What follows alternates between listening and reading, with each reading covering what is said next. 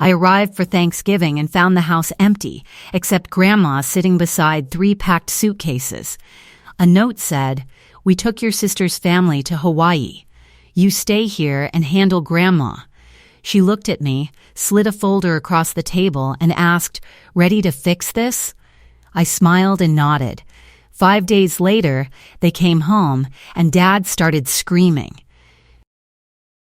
The driveway was empty. No car, no noise, no smoke from the kitchen chimney.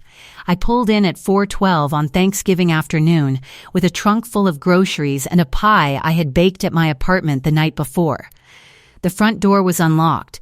Inside, the house smelled like furniture polish and nothing else. No turkey, no cornbread, no cinnamon. The kitchen counters were wiped clean. The dining table had been cleared except for one person.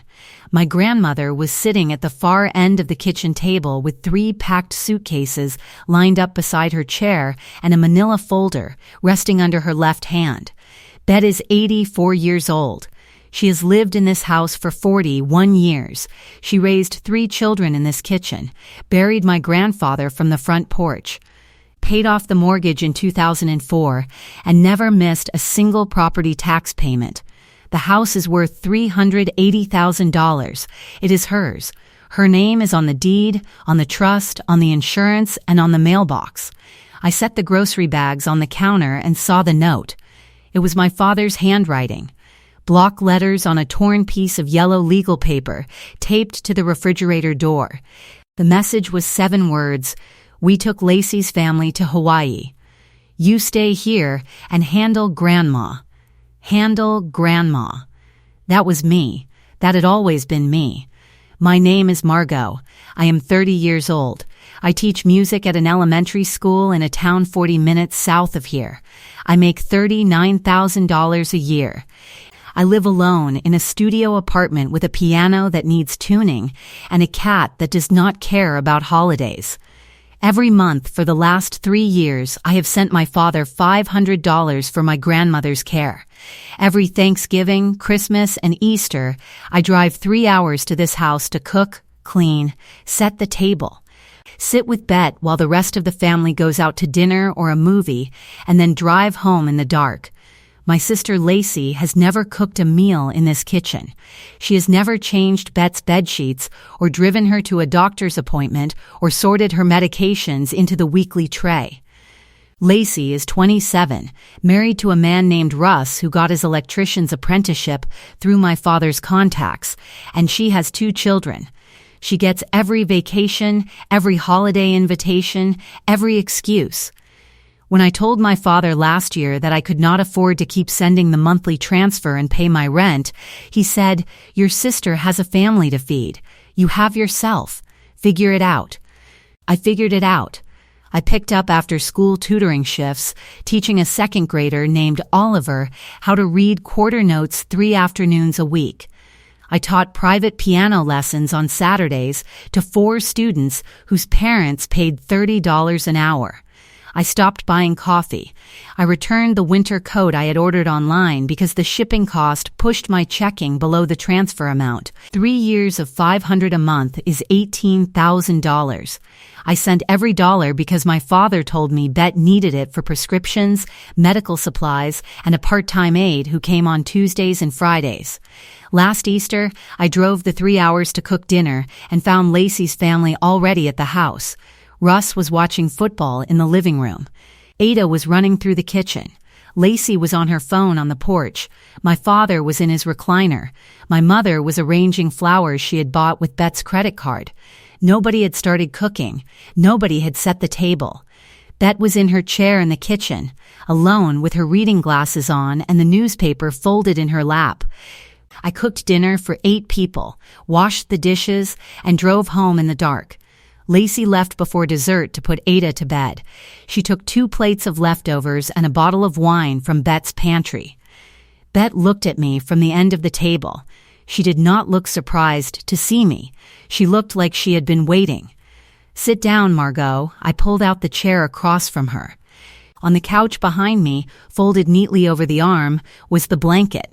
Bet made it the winter I was born. patchwork squares, each one cut from a different fabric she had saved over the years. It has been on that couch for 30 years. Every time I came to this house, it was the first thing I saw and the last thing I touched before leaving. They left this morning, Bet said. 5:30 flight out of Charlotte. Hank, Corinne, Lacey, Russ, and Ada. 5 tickets. $14,000, charged to my credit card. I sat with that number for a moment. $14,000 on a credit card that my mother Corinne managed because Bet's hands shake too much to type the numbers on the payment portal. A card that was supposed to be used for groceries and household supplies. And the suitcases? I asked. Those are mine. They packed them last night while I was in bed. Sunrise Pines Assisted Living. $3,200 a month. Your mother signed the intake form with my name. The movers were scheduled for Saturday. I looked at the 3 suitcases. Matching navy fabric, zippers half open, clothing folded inside hastily, carelessly, the way you pack for someone you do not expect to ask questions. My father and mother had packed my grandmother's belongings, booked themselves a vacation on her credit card, and arranged for movers to take Bet out of her own house while they were lying on a beach in Maui. The plan was efficient. I would babysit Bet for 5 days. The movers would come Saturday. By the time the family returned from Hawaii, Bet would already be checked into a facility she never agreed to. The house would be empty, and they could list it for sale. $380,000 minus closing costs and the HELOC balance split between my father and Lacey. I would get nothing. Bet would get a room she did not choose, but Bet had been listening through walls for 8 months. She heard Hank and Corinne discussing the assisted living plan in the hallway back in February. She started saving documents the next day. Bet slid the folder across the table toward me. I have been collecting this for 8 months. Bank statements, credit card records, the HELOC documents, the assisted living brochures, all of it. She folded her hands on the table. Her voice was steady, her eyes clear. Ready to fix this? I looked at the folder. I looked at my grandmother, who had been sitting in this kitchen alone for 11 hours, waiting for the one person in her family who still drove 3 hours to cook her Thanksgiving dinner. I smiled, and I nodded. If you are hearing this story for the first time, welcome to Karma Unfolded. Make sure to subscribe and turn on notifications so you do not miss what happens next. Bet called me herself 3 weeks before Thanksgiving. She had never done that before. My father always arranged the schedule, told me when to come, told me what to bring. But this time, Bet called from her own phone at 7 in the morning and said 4 words. I want you here. I should have asked why. I did not. I just said yes. Because in 30 years, she had never had to ask. I should have stopped sending the money 2 years ago. I know that now. I should have stopped driving 3 hours every holiday to cook dinner for people who left before I finished washing the dishes. But Bet was the reason I came back every time. She was the reason I answered when Hank called, the reason I said yes when he asked for the next transfer, the reason I kept showing up to a family that treated showing up like a character flaw. If I stopped coming, Bet would be alone with people who packed her suitcases while she slept. Friday morning. The kitchen table. Coffee in 2 mugs that had been in Bet's cabinet since before I was born. The folder open between us. Bet had organized everything with the patience of a woman who had raised 3 children and outlived 2 of them in terms of decency. 8 months of documentation. Receipts sorted by date. Statements flagged with sticky notes in her handwriting. The first set of documents was the worst. Bank statements from Hank's personal checking account. He had left them on the household printer in March, and Bet had taken the pages before he noticed. Every month for 3 years, a $500 deposit from my account appeared on the same date I sent it. Below each deposit, there was no corresponding transfer to Bet, no payment to a pharmacy, no payment to a home health aide, no payment to anyone except Hank himself. He kept it, all of it. $18,000. I stared at the columns and did the math from the other direction. $500 a month meant 8 after-school tutoring sessions with students who were not mine. It meant 4 Saturday piano lessons with children who would rather have been at soccer practice. It meant no new winter coat last year. It meant lying to my friend when she asked why I could not split dinner at the Thai place on my birthday. I said I was not hungry. I was always hungry. None of it reached Bet. There was no part-time aide on Tuesdays and Fridays. There had never been one. Bet managed her own medications, drove herself to her appointments until her license lapsed last year, and paid for her own prescriptions out of her Social Security check. My father had invented a need, assigned me the cost, and pocketed the payments for 36 months. How did you get his bank statements? I asked. He left them on the printer. March, she took a sip of coffee. Your father has never been careful with paper. He leaves envelopes open on the counter. He prints things and forgets to take them off the tray. I have been watching him be careless in this house for 12 years. The only difference is that this time I started keeping what he left behind. The second set was the property documents. Bet's house sits on a quarter-acre lot in a neighborhood that has been appreciating steadily for 15 years. The house is paid off.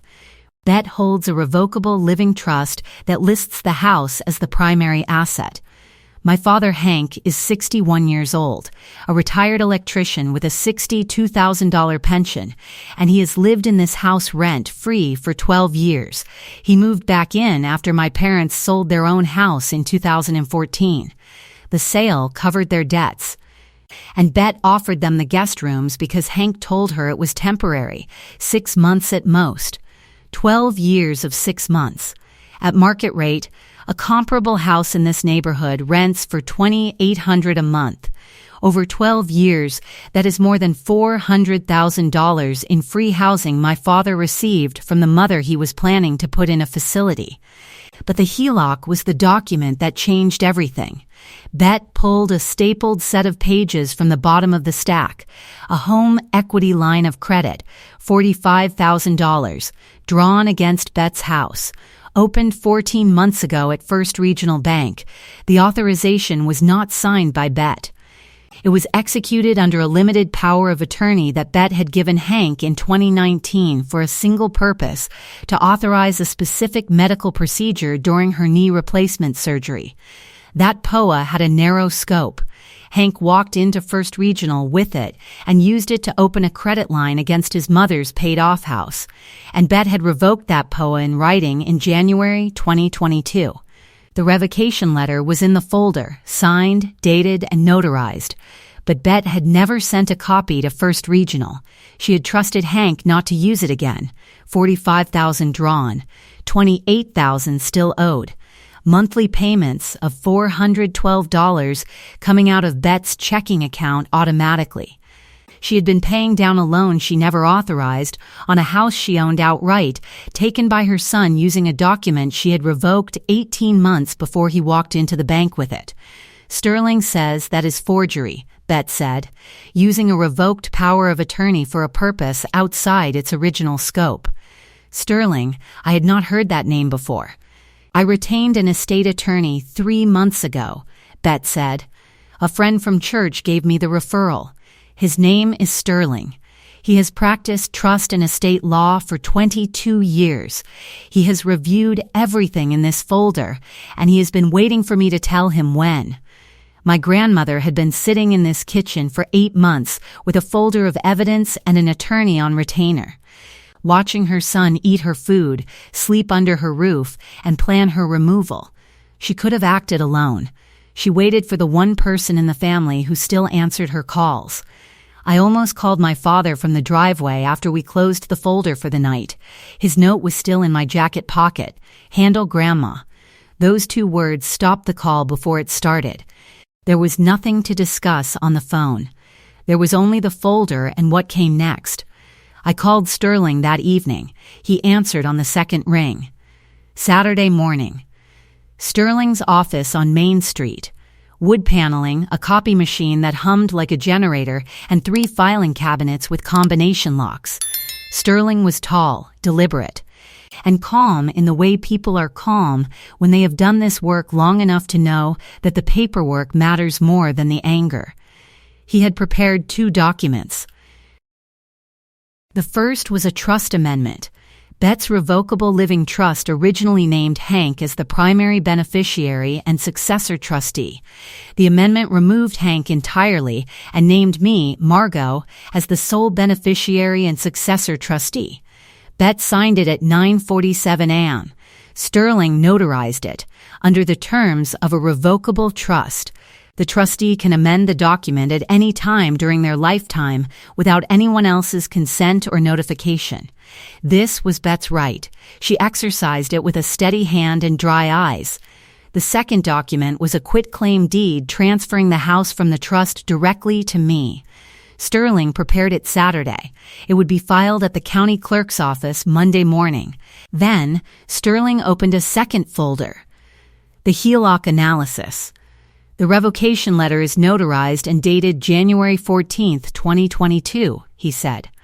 Hank opened the HELOC on September 3, 2023. The POA was dead for 18 months before he used it. When we notify the lender, they will freeze the line and likely call the remaining balance.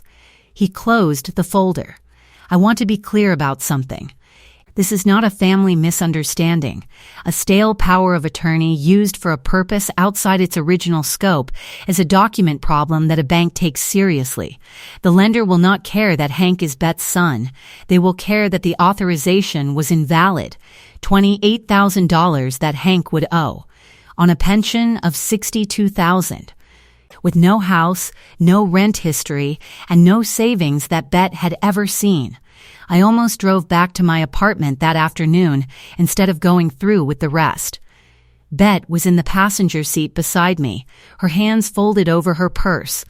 The same hands that had sewed every patchwork square on that couch 30 years ago. She had waited 8 months for someone to open that folder with her. I turned left toward the house instead of right toward the highway. Saturday afternoon, Bet called Sunrise Pines from the kitchen phone. This is Bet Warren. There is an intake form with my name on it that I did not sign. I am not moving anywhere. Cancel everything. The intake coordinator confirmed the form had been submitted by Corinne with a move-in date of that same day. The movers Corinne had hired were already on their way. Bet canceled it all in 4 minutes. We unpacked the suitcases together. 3 suitcases filled with Bet's clothes, her reading glasses, 2 photo albums, and a small wooden clock that had been on her nightstand since 1981. The things Corinne had decided were enough for an 84-year-old woman's remaining life.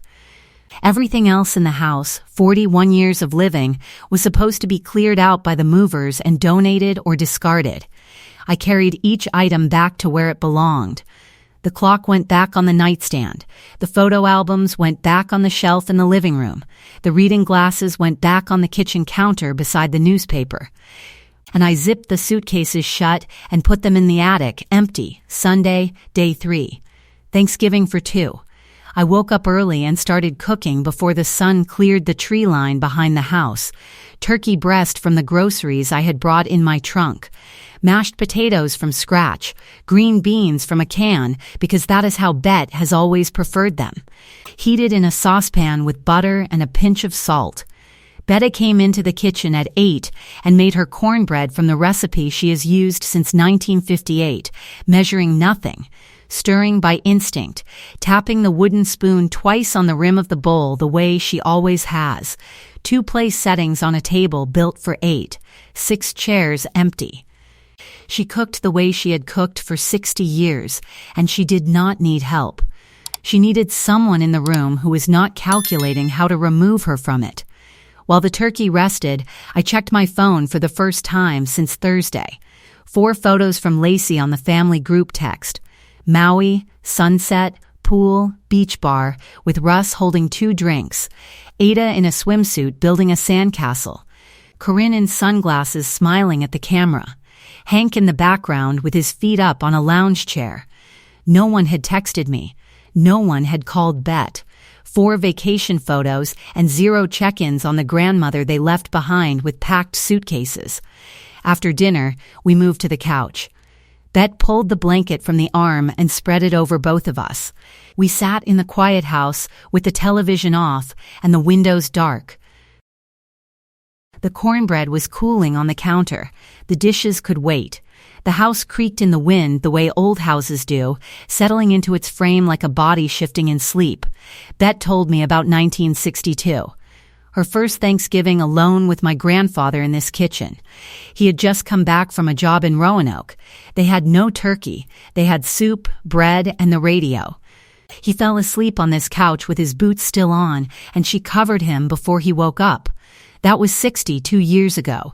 The couch had been reupholstered twice since then. The radio was gone. But the kitchen was the same kitchen. That was the happiest Thanksgiving of my life, Bet said, because nobody was pretending. This is like that.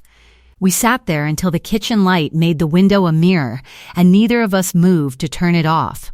Monday morning, day 4, everything moved. 8:15. Sterling and I at the county clerk's office. The quitclaim deed filed, stamped, and recorded. My name on the document. The house at 41 Birch Lane now belonged to me. I held the stamped copy in both hands and read my name twice because it did not feel real yet. By noon, the locksmith arrived. New deadbolt on the front door, new lock on the back, a keypad entry with a 4-digit code. $1,800. I paid with my debit card and watched the locksmith test each lock 3 times. Bet stood in the kitchen doorway and watched without saying anything until he drove away. Then she said, "That is the first time anyone has paid to keep me safe in this house." By 2 o'clock, Sterling sent the HELOC notification to First Regional Bank. Attached, Bet's original revocation letter from January 2022, the notarized trust amendment, and the recorded quitclaim deed showing the property had transferred. The message was clear. The Poahank used to open the credit line had been revoked 18 months before he used it. The line was unauthorized. The property was no longer available as collateral. I helped Bet file the credit card fraud dispute that afternoon. $14,000 charged on November 10th. Maui Resort and Spa. 5 airline tickets. Authorized by Corinne using a credit card in Bet's name, issued for household expenses. We called the card company from the kitchen phone, filed the dispute, and requested a new card with a new number sent directly to Bet. The representative asked if Bet wanted to press charges. Bet said, "Not yet. Let the investigation finish first." I canceled the $500 recurring transfer from my bank account to Hank's that same afternoon. 3 taps on my phone. 3 years of doubled shifts, skipped meals, and thrift store coats ended with 3 taps. Then I found the assisted living brochures at the bottom of the folder. Sunrise Pines. Full-color glossy pages. Bet's name printed on the intake form in Corinne's handwriting. Under reason for admission, Corinne had written, "Patient can no longer live independently." Family consensus. Family consensus. Bet had never been asked. I had never been called. The only consensus was between the 3 people who wanted the house empty. The monthly cost was $3,200. Bet's Social Security covers $1,400. The remaining $1,800 a month would have come from selling the house. The math was simple and ugly. Warehouse Bet. Sell the house. Split the money between Hank and Lacey. Fund Bet's facility with the sale proceeds until the money ran out, and then figure out the rest later. Later meant never. Later meant Bet sitting in a room she did not choose, watching the money from her own home drain into an institution that would become her address by force. By Monday night, the kitchen table had 3 folders and 2 empty chairs ready. Sterling would arrive at 2 o'clock Tuesday. The family's flight landed at 3:15. I set the table for the meeting the way Bet sets her table for dinner. Neat, deliberate, each folder in its place. each document facing the chair where the person who needed to read it would sit. If you have been following this story and you want to know what happened when my family came home from Hawaii, subscribe to Karma Unfolded and keep watching, because Tuesday is coming. Tuesday, day 5. 3:40 in the afternoon. The rental car pulled into the driveway. I heard the doors before I saw the people. 5 doors opening in sequence. Luggage wheels on the driveway concrete. Voices layered over each other. Ada's voice first, high and bright. "Is Grandma Bet inside?" Hank walked up the front steps with his key in his hand. He put it in the lock and turned. It did not move. He pulled it out, checked the teeth, put it back in. Nothing. He knocked twice. Hard, the kind of knock that expected an answer and intended to punish the delay. I opened the door from inside. My father looked past me into the kitchen. Sterling was sitting at the table in a gray suit with 3 folders arranged in front of him. Bet was in her chair at the far end. The suitcases were gone.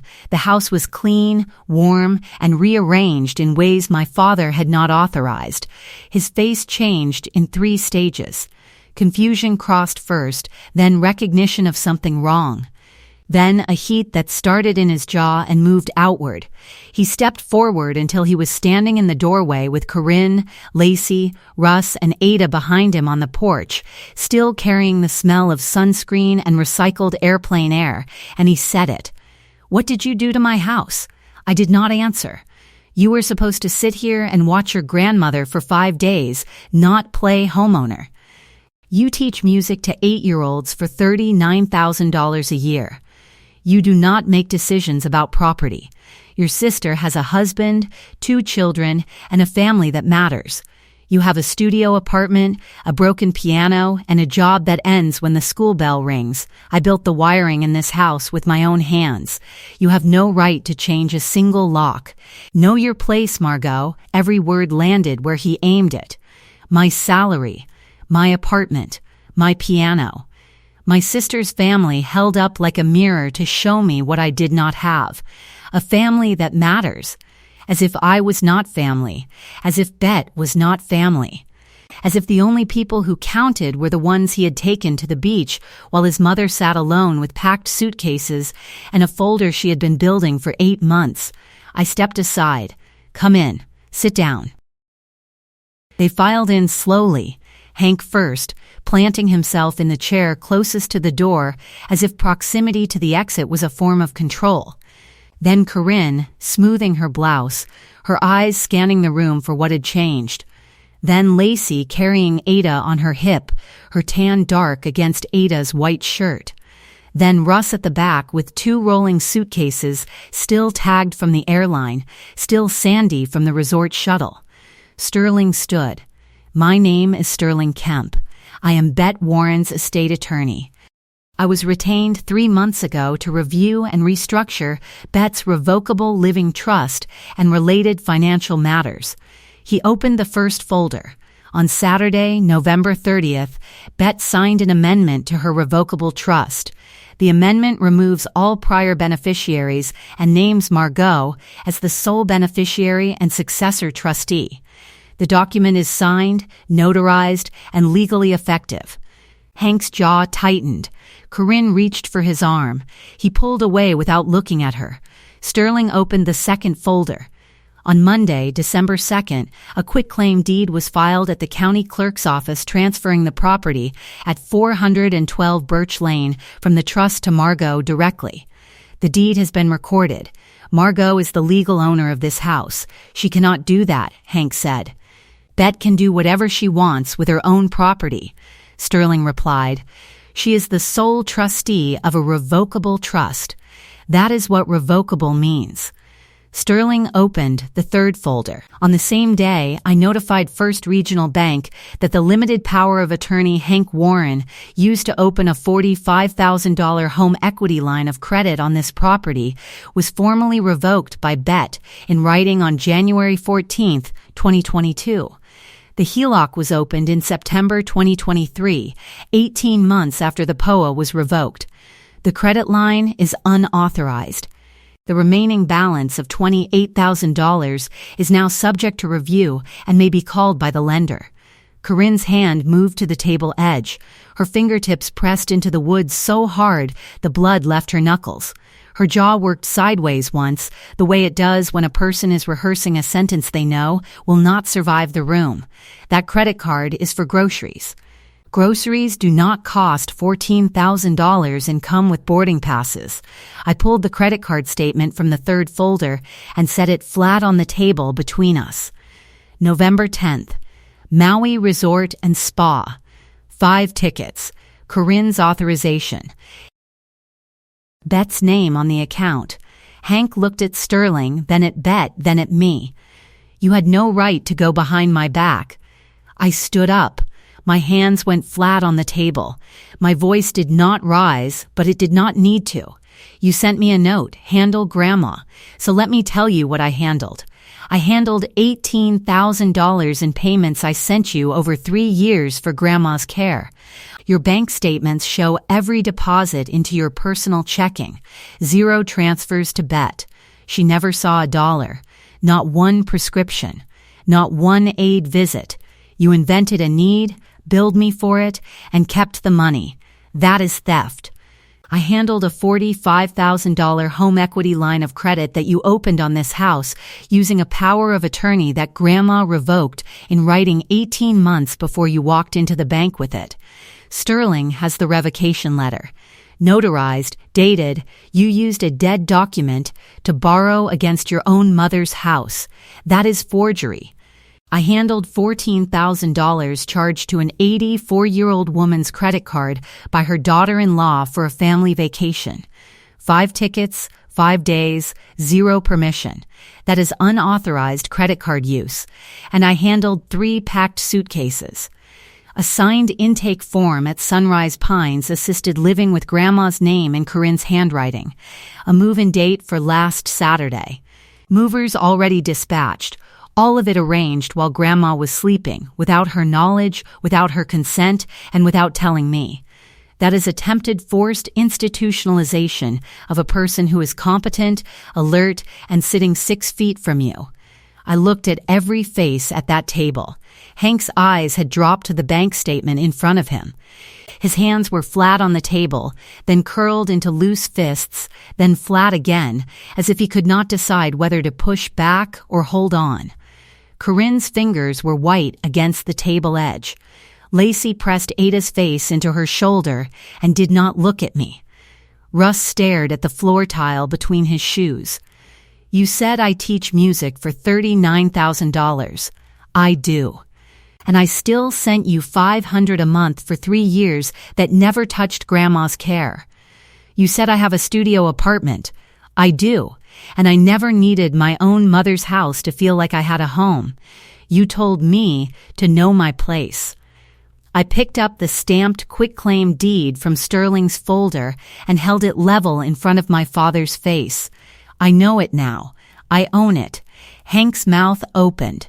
His chin dropped, then pulled back. He leaned forward as if he was going to stand, then stopped himself with both hands pressing flat against the table so hard that his fingernails left small crescents in the wood. His breathing came through his nose in short pulls, each one louder than the one before it. The skin along his neck flushed from the collar upward until the color reached his ears. His right hand began to tremble, and he pressed it harder into the table to stop it. His eyes moved from the bank statements to the quitclaim deed to his mother, sitting at the end of the table in her chair.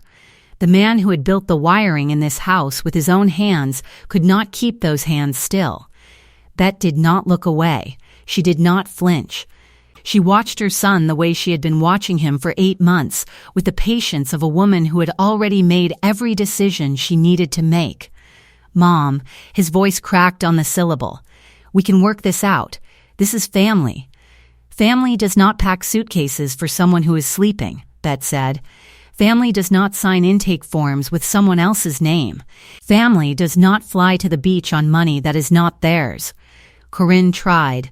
Hank was going to pay back the credit card. We just needed more time. You have had 12 years of time. 12 years in this house at zero rent. You had time.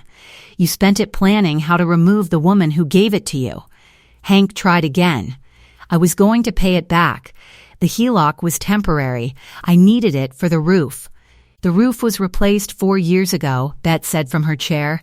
I paid for it. $11,000. I have the contractor's receipt. You told me you were putting the money toward insulation. I found no insulation invoice. I found a payment to a marina in Wilmington and a down payment on a boat trailer.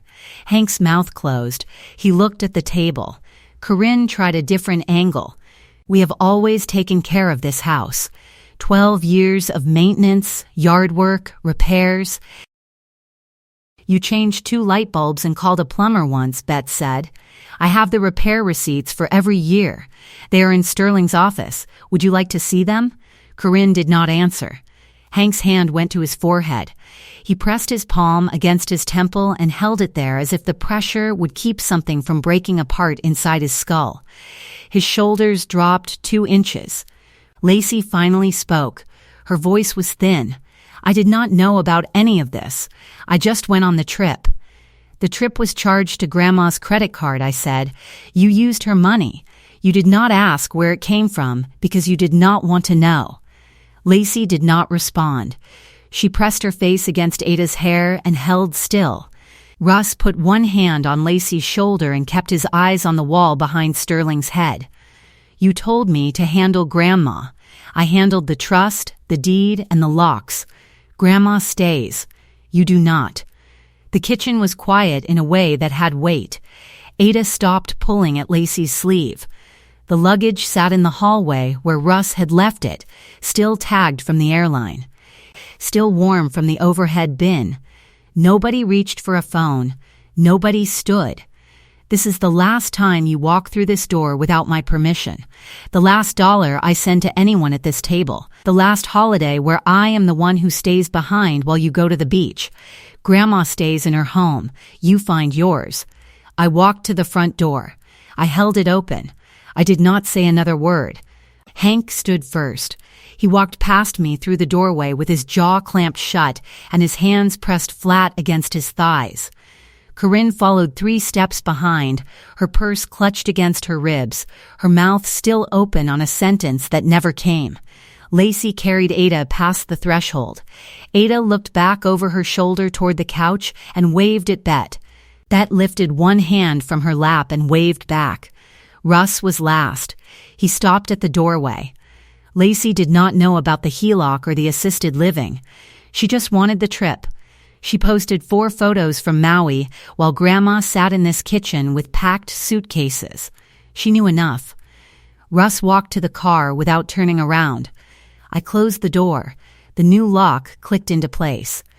Sterling began stacking the folders. Bet had not moved from her chair. 3 days later, Russ came to the front door alone. He knocked twice. I opened it 3 inches. Lacey wants to sit down and work something out. She says she did not know about any of it. From the car parked at the curb, Ada's voice through a rolled-down window, "Is Grandma Bet there?" I almost let him inside. Ada's voice stopped me. A 6-year-old asking for her great-grandmother from the back seat of a car because the adults in her life had burned every bridge that led to this kitchen. Tell Lacey to call Sterling. I closed the door. Day 8. First Regional Bank called Hank. The HELOC notification had been reviewed. The power of attorney Hank submitted in September 2023 had been formally revoked by the grantor 18 months prior. The credit line was opened under unauthorized documentation.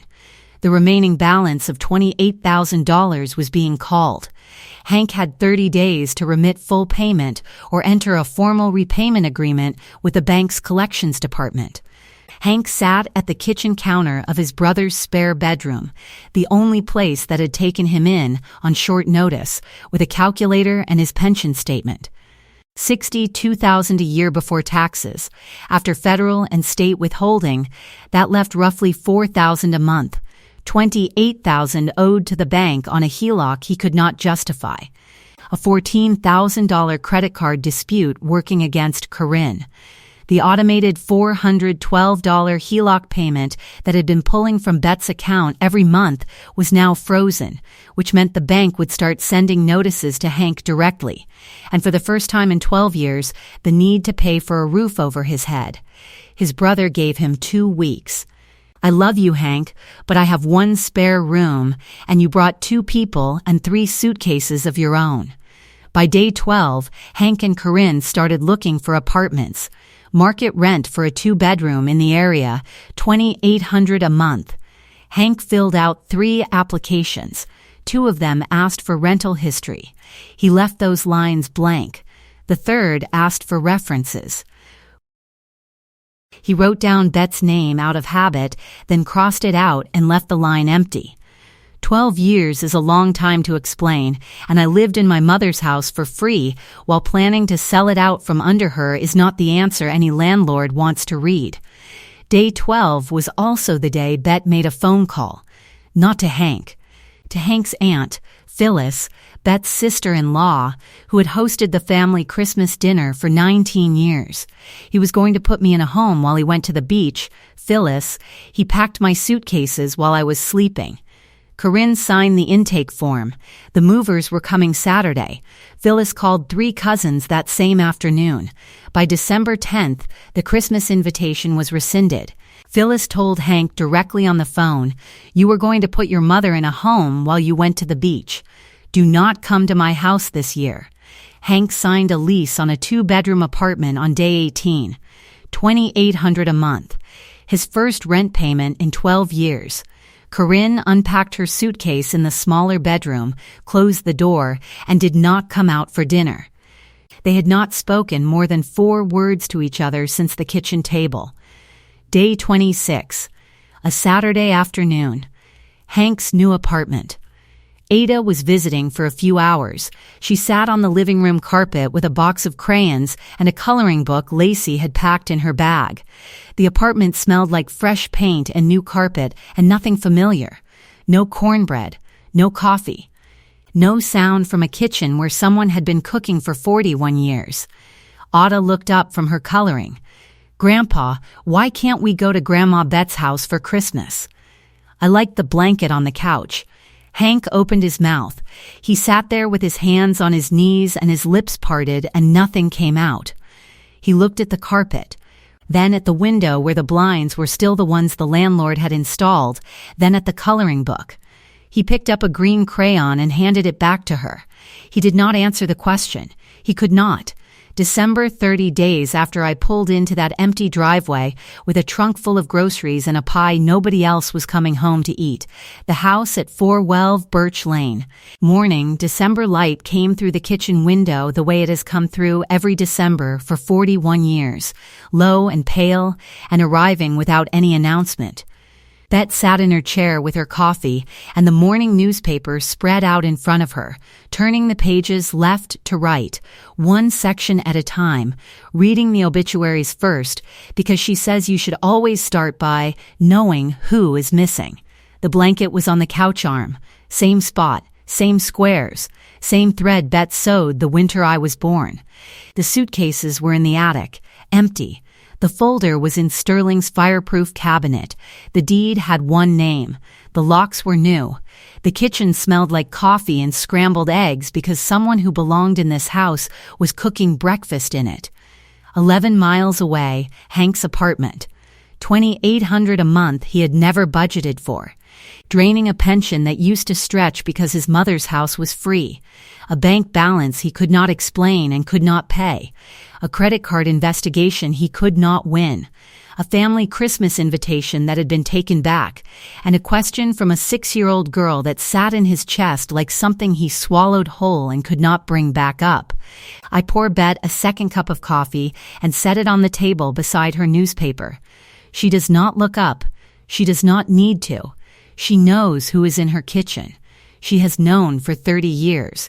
He told me to handle Grandma. I handled it.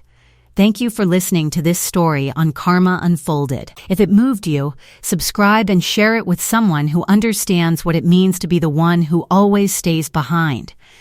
The people they leave behind are sometimes the only ones still holding anything together.